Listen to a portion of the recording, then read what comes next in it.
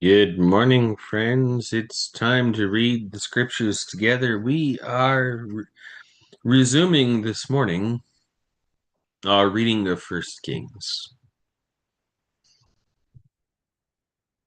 So let's start with this.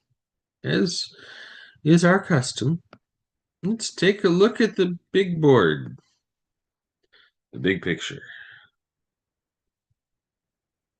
First Kings, Second Kings are together. They originally were, so that's reflected here. We are in First Kings. We are in the final section of First Kings. We are going to be starting chapter 18 this morning.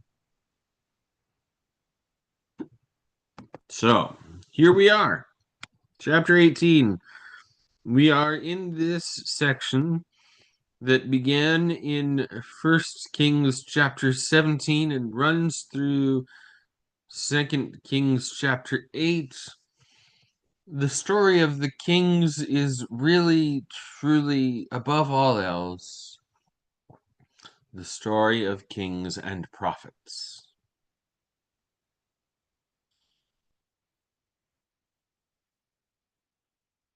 And it's a story of contentious relationships. Let's just be honest. Because the kings at this point are not faithful, especially in the north, especially. And in this section that began last chapter and overflows into Second Kings, the contention is between Elijah the prophet and King Ahab and his queen Jezebel, king of Israel, over such things as the injustices committed by Ahab. We'll see this in the story of Naboth. But the idolatry led by Ahab, the worship of Baal, an idol, a false god. So, friends, with that in mind, let's jump in and read. Good morning, Mom.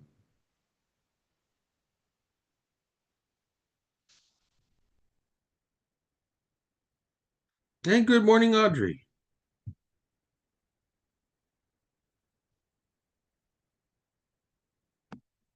I'll be reading from the left-hand column, which is the Complete Jewish Bible. Big shocker. It's a Jewish Bible. The right-hand column has the New Revised Standard Version Updated Edition, which is a Christian Bible. I won't necessarily be using much of the text in the right-hand column. I may from time to time.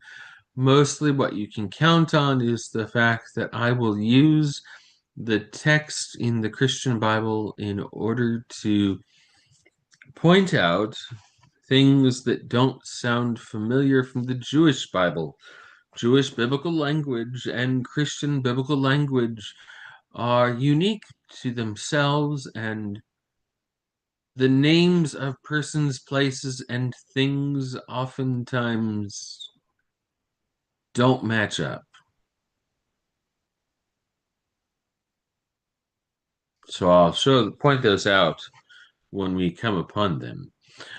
Remember that I'll point out real quick here, the Jewish Bible uses the name of Adonai for God, for the sacred name of God. If you look in the right-hand column here, Lord, and note that ORD are capitalized, smaller capitalized, but nonetheless capitalized.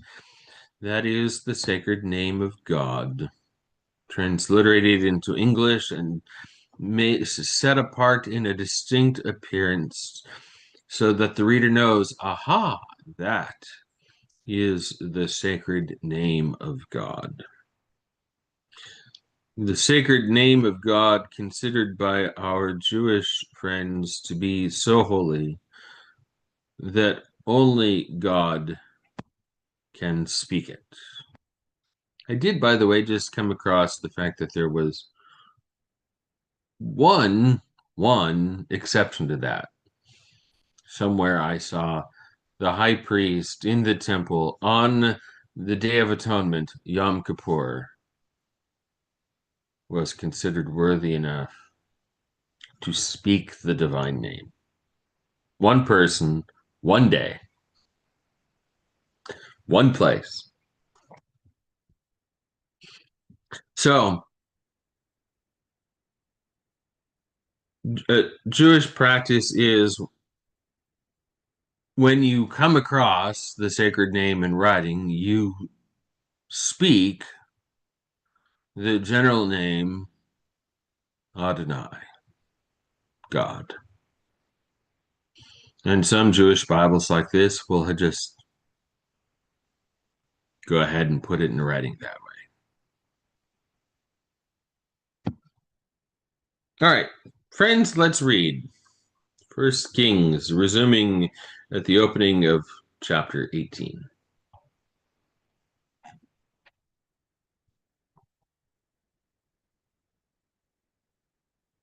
A long time passed. Then in the 3rd year, the word of Adonai came to Eliyahu, Elijah. Go, present yourself to Ahab, and I will send rain down on the land. When Eliyahu went to present himself to Ahab, the famine in Shamron, Samaria, had become severe. Ahab called Obadiah, who was in charge of the palace. Now Obadiah greatly revered Adonai. For example, when Jezebel was murdering Adonai's prophets, Obadiah took 100 prophets, hid them in 2 caves, 50 in each, and supplied them with food and water. Akav said to Obadiah, go throughout the land and check all the springs and wadis. Maybe we can find grass somewhere so that we can keep the horses and mules alive and not lose all the animals. So they divided between them the territory to be visited. Akav went one way by himself, and Obadiah went another way by himself. Obadiah was on the road when suddenly Eliyahu encountered him. Obadiah recognized him, fell on his face, and said, is it really you, my lord Eliyahu? He answered, yes, it is. Go, tell your master Eliyahu is here. Obadiah replied, how have I sinned that you would hand your servant over to Akav to kill me? As Adonai your God lives, there can't be a single nation or kingdom where my master hasn't sent to search you out. And in each kingdom or nation, when they said, he isn't here, he made them take an oath that they hadn't found you. Now you say, go tell your master, Eliyahu is here. But as soon as I leave you, the spirit of Adonai will carry you off to I don't know where, so that when I come and tell Akav, and he can't find you, he will kill me. But I, your servant, have revered Adonai from my youth. Wasn't my Lord told what I did when Isabel killed Adonai's prophets? How I hid 100 of Adonai's prophets by fifties in caves and supplied their food and water? Now you say, go tell your master, look, Eliyahu is here. Why, he'll kill me. Eliyahu said, as Adonai Tzvaot,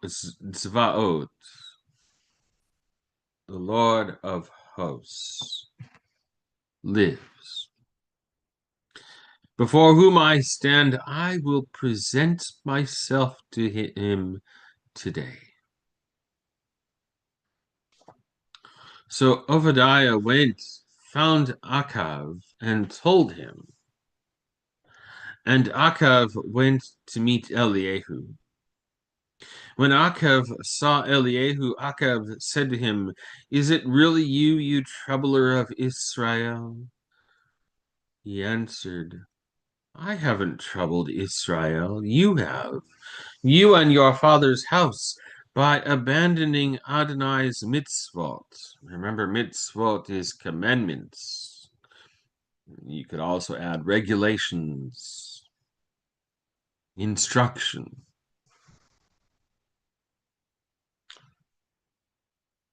And following the Baalim, the Baals, false gods. Now order all Israel to assemble before me on Mount Carmel, along with the 450 prophets of Baal and the 400 prophets of the Asherah, another false god, who eat at Isabel's table.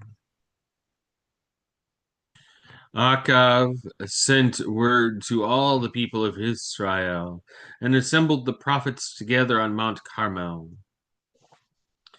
Eliyahu stepped forward before all the people and said, how long are you going to jump back and forth between two positions? If Adonai is God, follow him, but if it's Baal, follow him. The people answered him not a word. Then Eliyahu said to the people, I alone am the only prophet of Adonai who is left, while Baal's prophets number 450. Let them give us 2 young bulls, and they can choose the bull they want for themselves. Then let them cut it in pieces and lay it on the wood, but put no fire under it. I will prepare the other bull, lay it on the wood, and put no fire under it. Then you call on the name of your God, and I will call on the name of Adonai, and the God who answers with fire, let him be God. All the people answered, good idea, agreed. Then Eliyahu said to the prophets of Baal, choose 1 bull for yourselves and prepare it first, because there are many of you. Then call on the name of your God, but put no fire under it. They took the bull that was given to them, prepared it, and called on the name of Baal from morning till noon. But Baal, answer us. But no voice was heard, and no one answered, as they jumped around on the altar they had made. Around noon, Eliyahu began ridiculing them. Shout louder. After all, he's a god, isn't he? Maybe he's daydreaming, or he's on the potty. Yeah. A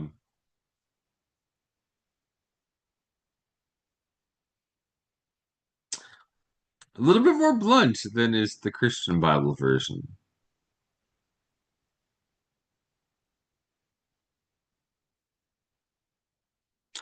Or he's away on a trip. Maybe he's asleep and you have to wake him up. So they shouted louder and slashed themselves with swords and knives as their custom was, until blood gushed out all over them.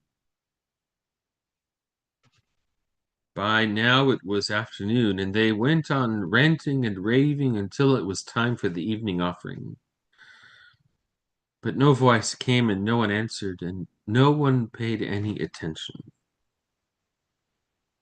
Normally, this is the point where there's a break there. I would stop, but I I love this story, by the way. It's one of my favorite Old Testament stories. So guess what? We're not going to stop here because it's kind of a bizarre spot to stop, isn't it? So let's press on to the next break.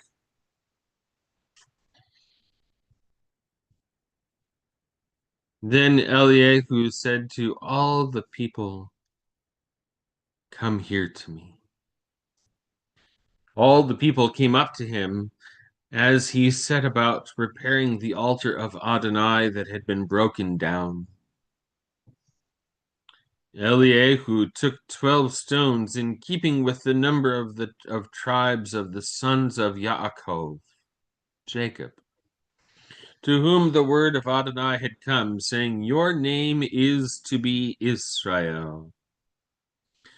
With the stones he built an altar in the name of Adonai. Then he dug a trench around the altar large enough for half a bushel of grain. He arranged the wood, cut up the bull, and laid it on the wood. Then he said, "Fill 4 pots with water and pour it on the burnt offering and on the wood." They did it. "Do it again," he said. And they did it again. "Do it a third time," he said. And they did it a third time. By now the water was flowing around the altar, and it had filled the trench. Then, when it came time for offering the evening offering, Eliyahu the prophet approached and said, "Adonai, God of Abraham, Yitzchak, Isaac, and Israel, let it be known today that you are God in Israel, and that I am your servant, and that I have done all these things at your word. Hear me, Adonai, hear me, so that this people may know that you, Adonai, are God, and that you are turning their hearts back to you." Then the fire of Adonai fell. It consumed the burnt offering, the wood, the stones, and the dust, and it licked up the water in the trench. When all the people saw it, they fell on their faces and said, "Adonai is God, Adonai is God." Eliyahu said to them, "Seize the prophets of Baal. Don't let one of them escape." They seized them, and Eliyahu brought them down to Vadai Kishon and killed them there. And that is where we are going to pause. It's an incredible story, isn't it? Oh, I love that. I love that story. Next time we'll resume at chapter 18, verse 41.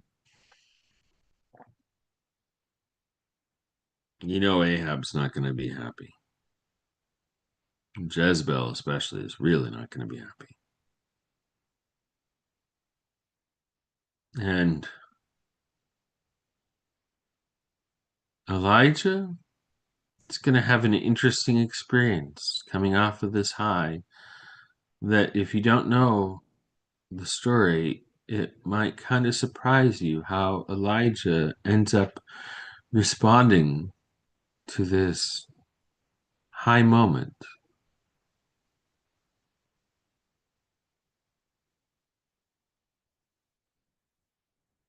Peace be with you, dear friends. Good morning again, Linda. Peace be with all of you.